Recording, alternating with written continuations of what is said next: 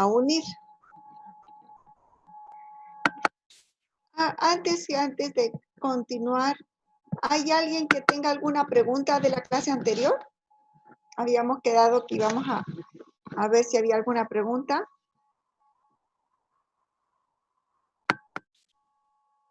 ¿Cómo le va, doctora? Buenas noches. Sí, buenas Sí, noches. tengo una consulta referente a las úlceras de pierna. Úlceras de pierna. Sí, dime. Exactamente. ¿Cuáles serían los síntomas iniciales que se pueden verificar?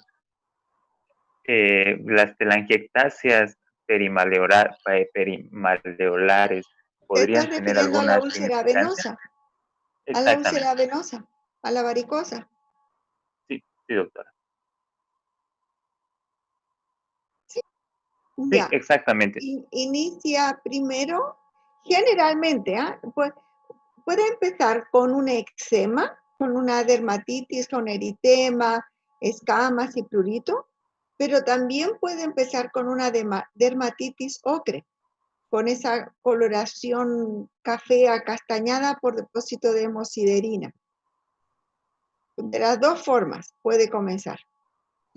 Pero después Perfecto. siempre, a veces puede suceder que no pasen por el periodo de la dermatitis, del eczema, pero se va a llegar a presentar dermatitis ocre, la coloración acastañada. ¿Ya? Perfecto, doctora. Muy amable, gracias. Muy bien. Entonces, si no hay otra pregunta, damos inicio a nuestra clase.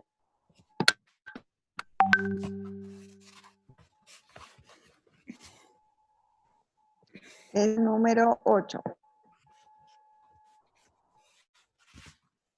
Vamos a hablar de fotodermatosis y cáncer de piel.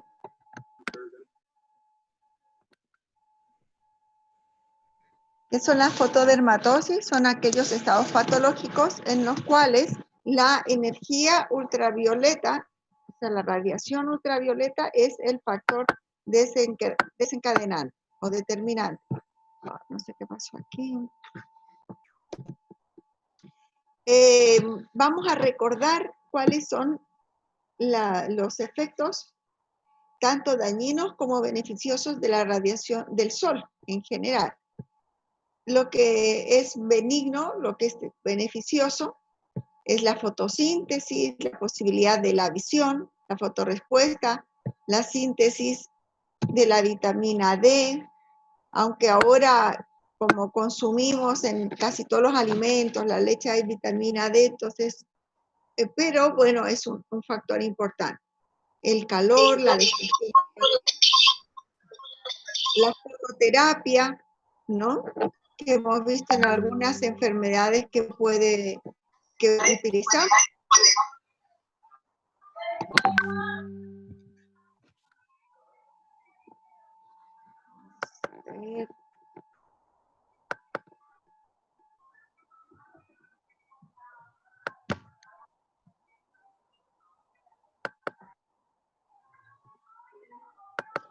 Bueno.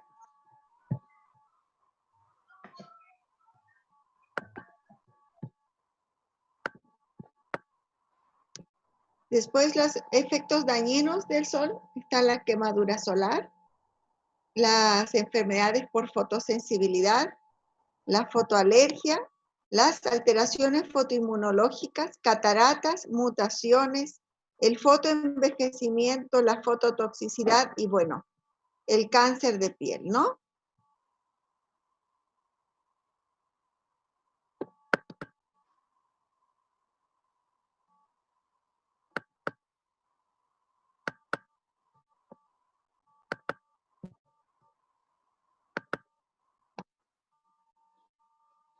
Cuando hablamos de fotoenvejecimiento, aquí me voy a detener un poquitito porque el bronceado de la piel es algo que está muy valorado desde el punto de vista estético. Sin embargo, es lo que más produce un aceleramiento del envejecimiento de la piel.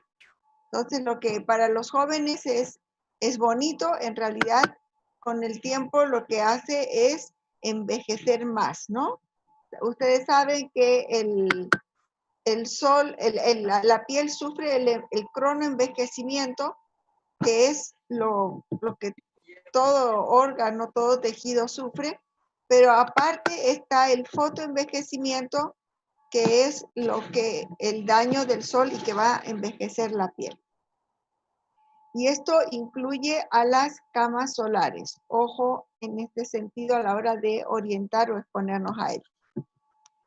Bueno, la radiación solar, ustedes saben que hay varios tipos de radiación, pero la que nosotros vamos a ocuparnos ahora es esta, la radiación ultravioleta, sobre todo la ultravioleta A y la ultravioleta B, porque la C no llega hasta la capa, hasta la Tierra, es absorbida por la capa de ozono, en la estratosfera. La luz ultravioleta B llega hasta la epidermis, y en cambio la luz ultravioleta A llega hasta la dermis. Las longitudes de onda, la radiación ultravioleta se mide según longitud de onda. La UVA tiene mayor longitud de onda, va de 320 a 400 nanómetros, y la UVB de 280 a 320 nanómetros. Las camas solares, la luz que usamos para las pantallas, la luz que emana de la computadora, del teléfono, tiene sobre todo UVA. La radiación ultravioleta C, en aquellas zonas donde ha habido destrucción de la capa de ozono, puede llegar a la Tierra, pero habíamos dicho que en situaciones normales no llega a la Tierra y tiene una longitud de onda entre 100 a 290 nanómetros. La radiación ultravioleta B tiene una longitud de onda entre 290 y 320 nanómetros y es la principal fuente de quemadura solar. Y también, aunque esto es cuestionable y por eso no lo he anotado aquí, el cáncer de piel también se relaciona más con el cáncer de piel, aunque esto no es, como les decía, es cierto, o sea, absolutamente cierto, porque la radiación ultravioleta A también induce cáncer. La radiación ultravioleta A tiene una longitud de onda de 320 a 400 nanómetros y es la principal causante de el bronceado y de las fotodermatosis. Los niveles de la radiación ultravioleta van a variar según, y aquí vamos a dividir en dos acápites. Los de mayor importancia, que serían la altura del sol en el cielo, quiere decir la hora, a las 12 del mediodía estamos más cerca del sol, entonces hay mayor radiación. A la estación del año, en el verano, estamos más cerca del sol, por lo tanto hay mayor radiación. Y la latitud, los países que están cerca del ecuatorial tienen mayor radiación que los otros, que están en el hemisferio muy al norte o muy al sur. De menor importancia, pero que también deben ser tomados en cuenta, la altitud,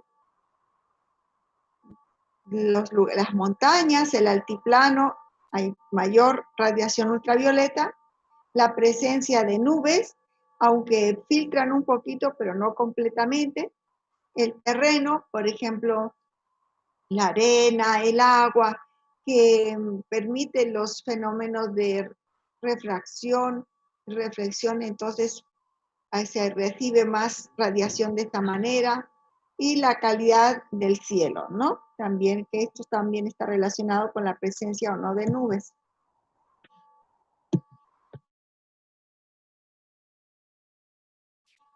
Se me colgó. A ver.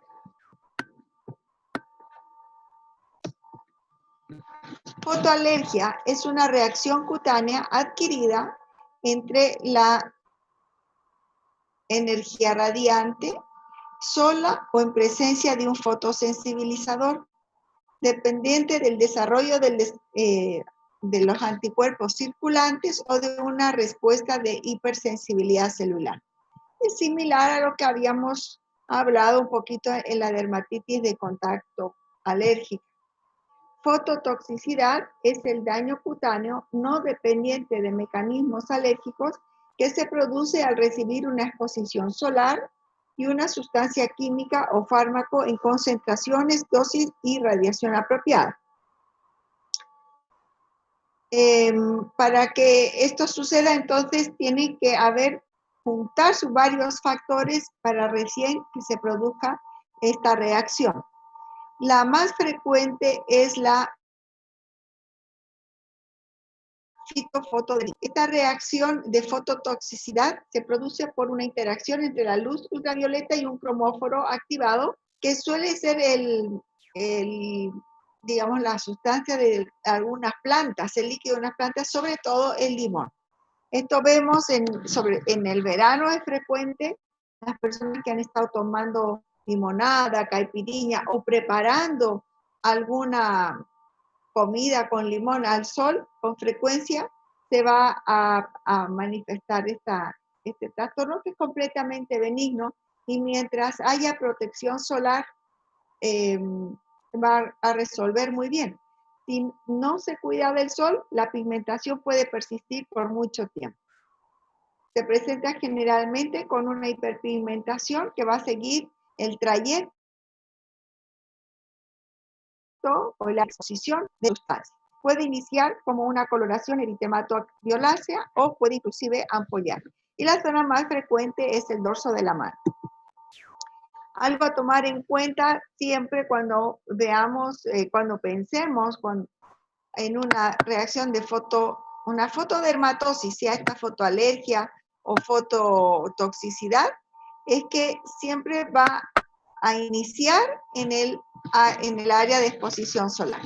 En la fototoxicidad siempre va a estar en áreas de fotoexposición, pero en el caso de la fotoalergia, cuando es un cuadro muy severo, puede extenderse a áreas cubiertas. Eso puede suceder también.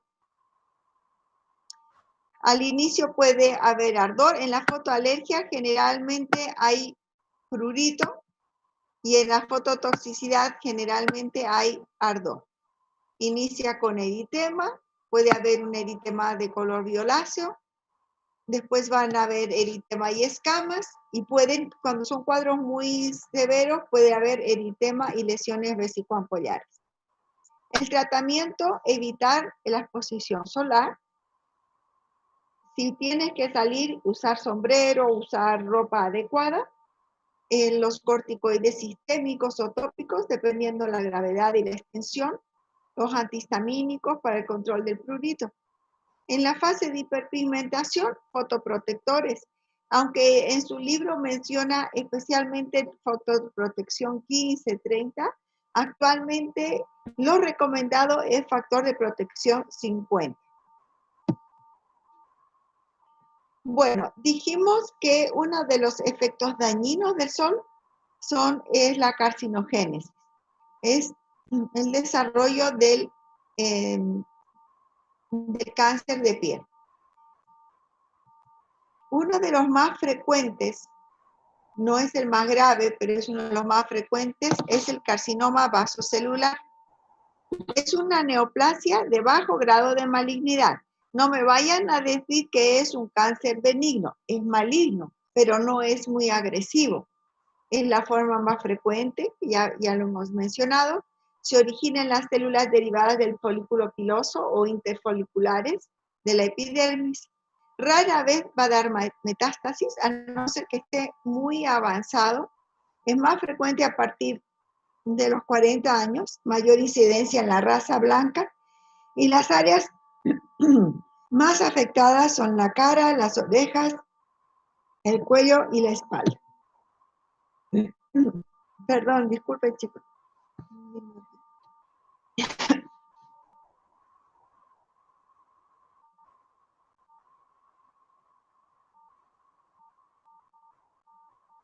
Hay diferentes formas clínicas.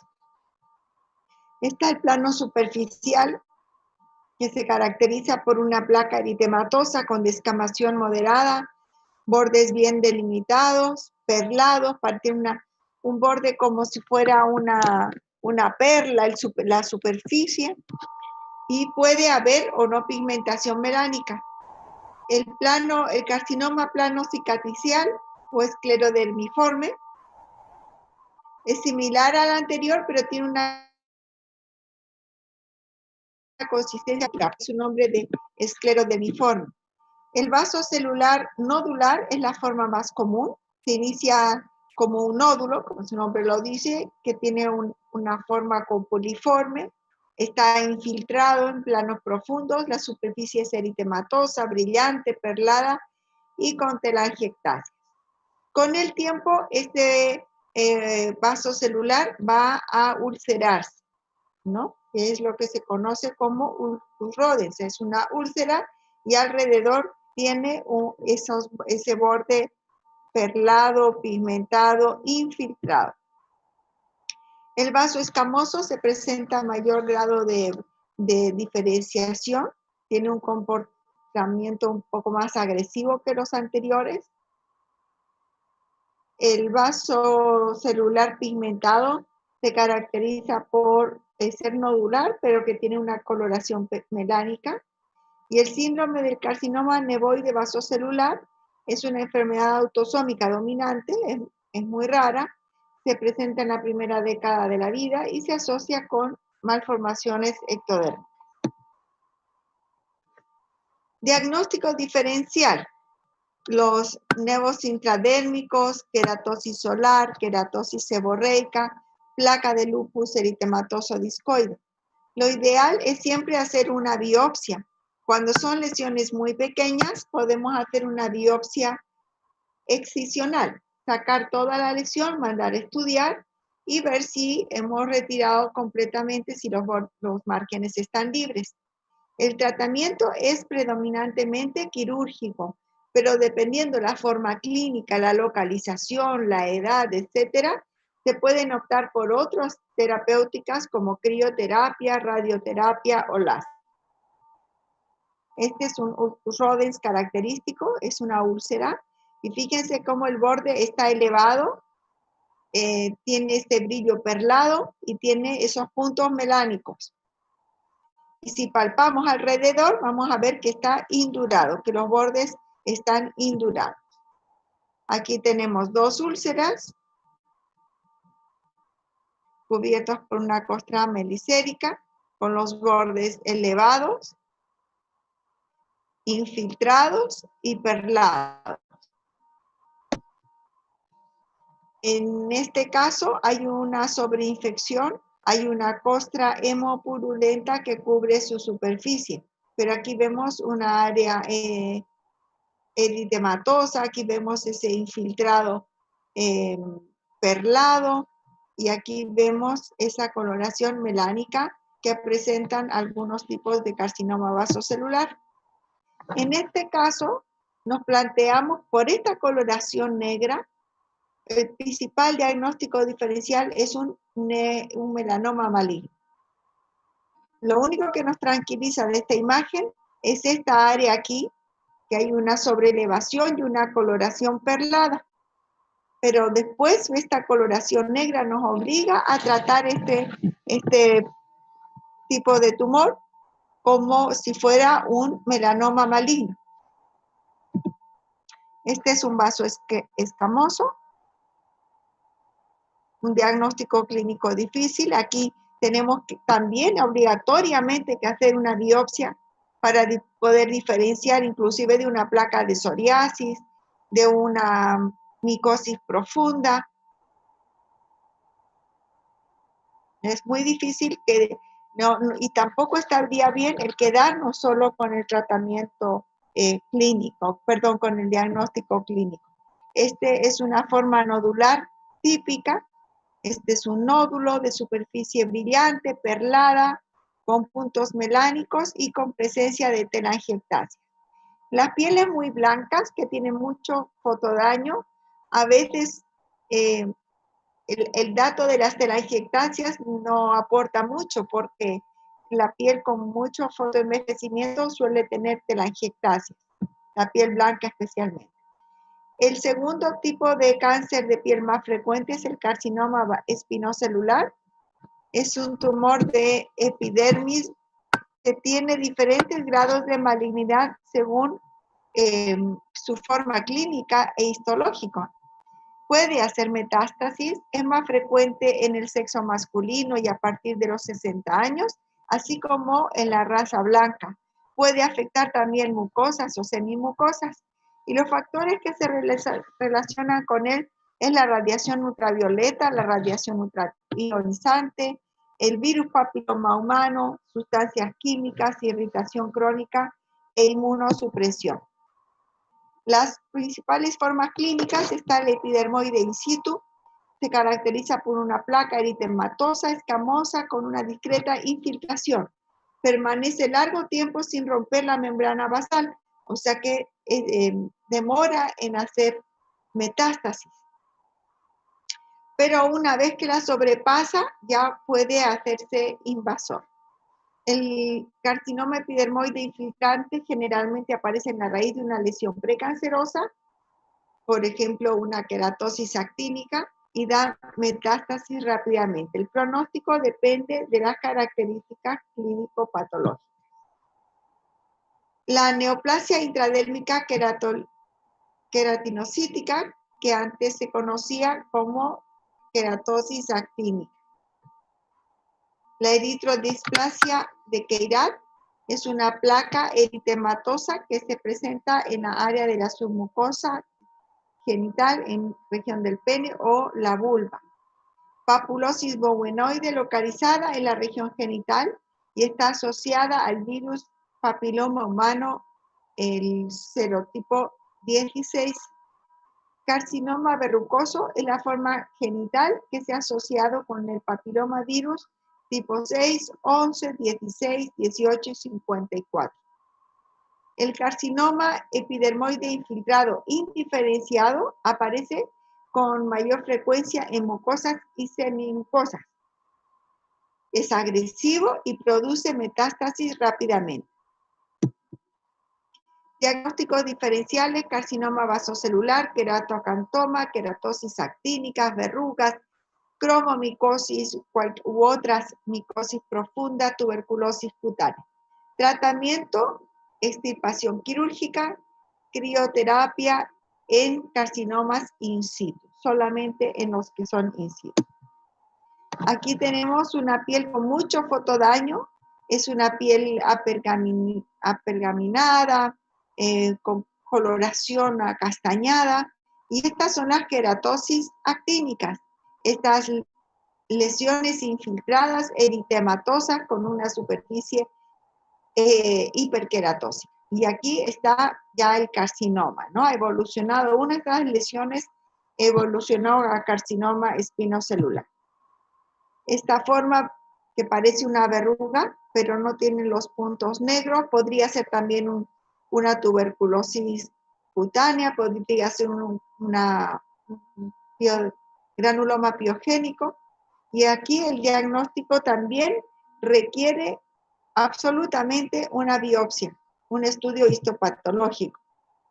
Aquí tenemos una úlcera de pierna que tiene tejido de granulación, tejido de fibrina, no tiene dermatitis ocre, y fíjense que no hay áreas filtradas. La biopsia la tendremos que hacer de esta zona y no de la zona del fondo de la úlcera. Este es otro caso de difícil diagnóstico clínico. Tenemos que obligatoriamente mandar a examinar, porque puede ser una leishmaniasis, puede ser una tuberculosis cutánea. Entonces es imprescindible el hacer la biopsia. Describimos como una lesión elevada de una superficie erosada, y si palpamos vamos a evidenciar la infiltración adherente. una eritrodisplasia de Chirat, una lesión ulcerada o erosada con una escama, en realidad una hiperkeratosis alrededor. Esta es una úlcera en la lengua. Fíjense cómo esta elevación es por la infiltración de la úlcera.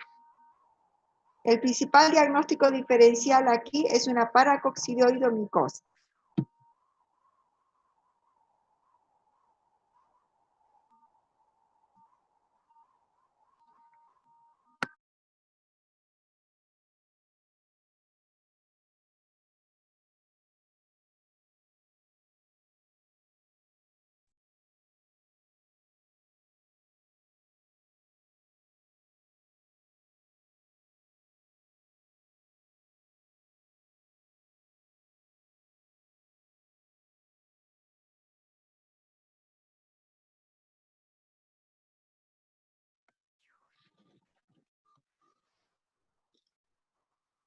Esta imagen antes se veía con más frecuencia en los pacientes que fumaban pipa.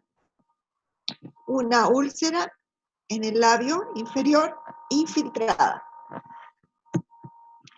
Estas, la anterior como estas, tienen mayor tendencia a hacer metástasis.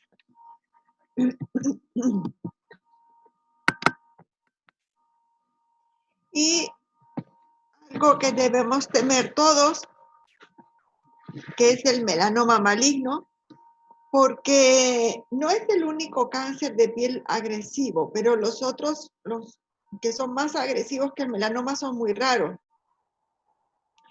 En cambio, el melanoma maligno es un tipo de tumor de piel, no vamos a decir frecuente, pero que tiene más frecuencia que otras. Y una vez que sobrepasa la membrana basal, que produce metástasis, el pronóstico es muy malo. No hay buen tratamiento ahora han aparecido algunos tratamientos con biológicos, con inmunoterapia, pero el pronóstico es muy malo. Así que lo mejor es, aparte de prevenir, la detección temprana. El melanoma maligno se produce por la transformación maligna de los melanocitos, es poco frecuente y extremadamente agresivo. Puede originarse en la dermis, en las meninges y en coroides. Es más frecuente en la raza blanca y la radiación ultravioleta es el factor más importante en su desarrollo. No único, porque también hay un factor genético, pero sí la radiación ultravioleta es sumamente importante para que aparezca. Las formas clínicas, tenemos el lentigo maligno in situ, que presenta como una mácula pigmentada de varios tonos cafés y puntos negros, permanece estacionada por varios años. Tiene un crecimiento horizontal. El melanoma maligno extensivo superficial, que es similar al anterior, pero empieza a estar más infiltrado, más elevado, con bordes irregulares y tiene una evolución más corta. Al decir evolución más corta es que puede ser en pocas semanas o en un mes, en pocos meses, comienza a continuar su crecimiento. El melanoma maligno nodular es una lesión elevada de color negro que sangra y ulcera fácilmente. El lentiginoso acral es más frecuente en los pacientes de raza oscura, es muy agresivo porque en los dedos hay pues mucha vascularización y la piel en el pulpejo de los dedos es más delgada, entonces puede rápidamente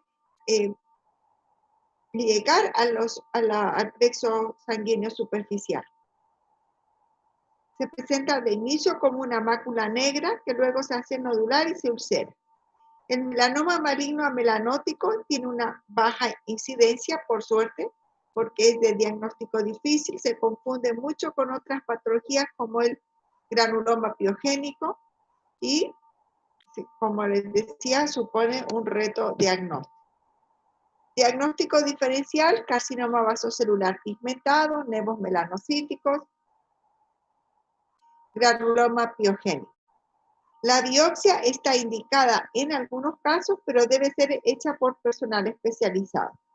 Porque si hacemos una biopsia y no se actúa, más bien vamos a propiciar la diseminación hematógena y linfática. Una vez que hacemos la biopsia, se confirma el diagnóstico, nos va a dar, dependiendo del tamaño de la biopsia y también un poquito la habilidad del patólogo, el espesor de Clark y de Breslow, y entonces podemos estadiar el melanoma y calcular el margen para la segunda operación. Y en casos de que haya que comience a haber metástasis ganglionar, se tiene que hacer una detección de ganglio centinela para ver si se tiene que hacer o no vaciamiento ganglionar. Tratamiento es quirúrgico. Inmunoterapia solo en casos de melanoma metastásico y no siempre con los mejores resultados. Gran parte de los melanomas, entre un 20 a un 25%, puede desarrollarse a partir de un nevo melanocítico previo. Por eso es que es tan importante el conocer y valorar adecuadamente los lunares, los nevos melanocíticos. Para esto usamos la fórmula del ABCD de los lunares. A de asimetría, si doblamos por la mitad la lesión, un lado es diferente del otro, podemos decir que es asimétrico. Cuando los bordes son irregulares, dentados, difusos, entonces